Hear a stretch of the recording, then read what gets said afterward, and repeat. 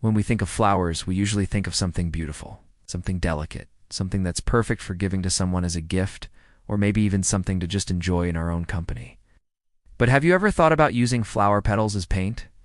No, not as in using them to dip into and then painting with them like a stamp. I mean actually painting the petals themselves. Sounds crazy, right? Well, it's not as crazy as it sounds. And today, I'm going to show you how you can use flower petals as paint. Welcome back to my channel. Today I'm going to show you how I painted this colorful background using flower petals.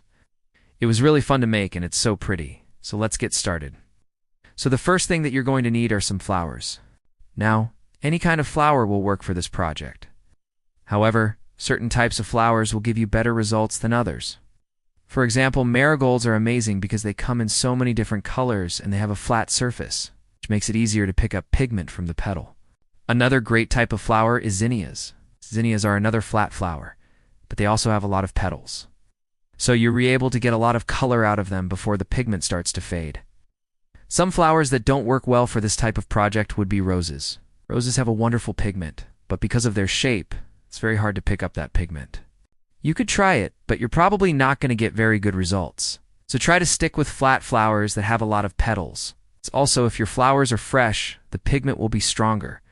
So if you have access to fresh flowers, definitely go with those. If you don't have access to fresh flowers, dried flowers will work too. Just keep in mind that the pigment won't be as strong. Once you have your flowers, you're going to want to separate the petals from the rest of the flower. Now, depending on what type of flower you're using, this may be easy or hard. For example, with zinnias, the petals just kind of fall off by themselves.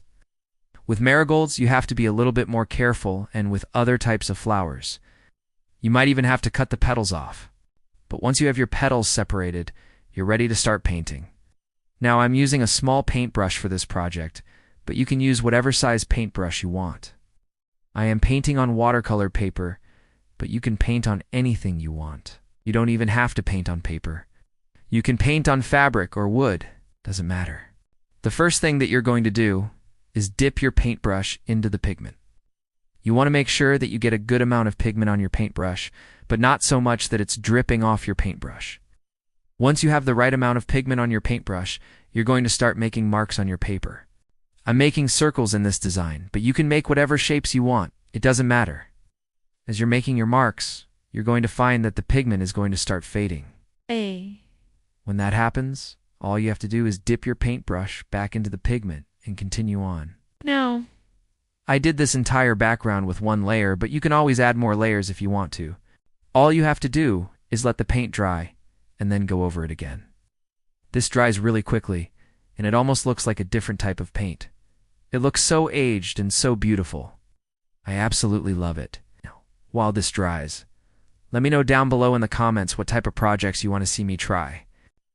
I love trying new things, and I love doing projects that you guys request, so please let me know what you want to see.